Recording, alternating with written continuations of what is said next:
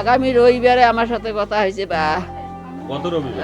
2টার সময়। আর আমার পায় নাই, পরশু দিনও চাইছে পায় নাই, কাইলেও পায় নাই। বা আজ 8টা পর্যন্ত যত বন্ধু বান্ধব আমার ভাই পুলিশি চাকরি করে সেটাই কথা কইছে, বাড়ির কথা কইছে, মামা মামি সবার শ্বশুর সবার সাথে কথা কইছে। বউ ফির ভিডিও কলে মোবাইলের দিচ্ছে, ছবি দিছে চশমা দিয়ে কথা কইছে মোর বাপরে।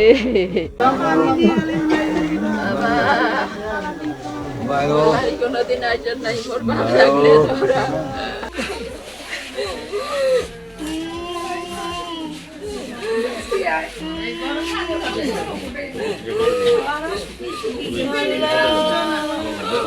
এই জায়গাটা ফাঁকা করো তো। হয়েছে 5:30 কালকে আমার সাথে 5:30 কথা হয়েছিল,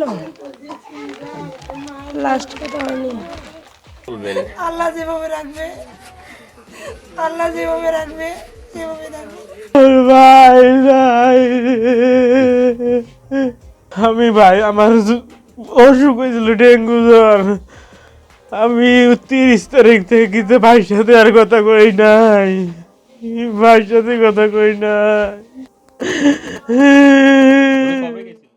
ভাই খালি কইছে কয় যদি কোনো ভুল টুল করি দেখো মাফ করি দেশ, সবার সবার সাথে দেখা হয়, এই কথা কইছে। আর কয় আমার বলাই না, আমার বলাই না। নিম্নবিত্ত পরিবারের ছেলে, এটা সবাই জানে, আমার নতুন করে বলার কিছুই নাই। ও অত উচ্চবিত্ত পরিবারের ছেলে না, এটা ইউনিটেও জানে। ও নিম্ন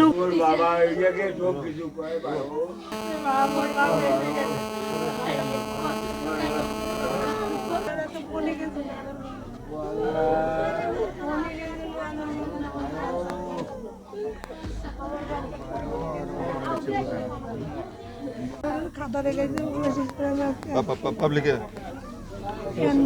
বোর্ডে আচ্ছা ঠিক আছে। ঘটনা তো চাকরি এটা আমরা জানি, আমি শুনলাম সকালে শুনি যে সুলতানের নাকি যা বিদেশে গেছে চাকরি করার জন্য।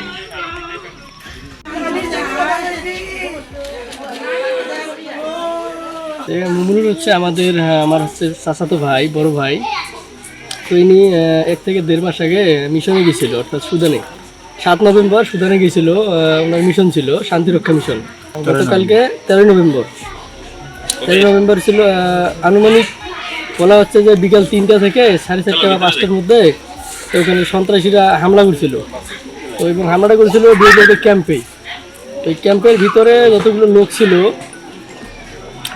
বাংলাদেশের সেনা সদস্যের মধ্যে 6 জন। হ্যাঁ, তো আমাদের কুড়িগ্রাম থেকে 3 জন, তার মধ্যে মুমিনুল ভাই হচ্ছে ইনি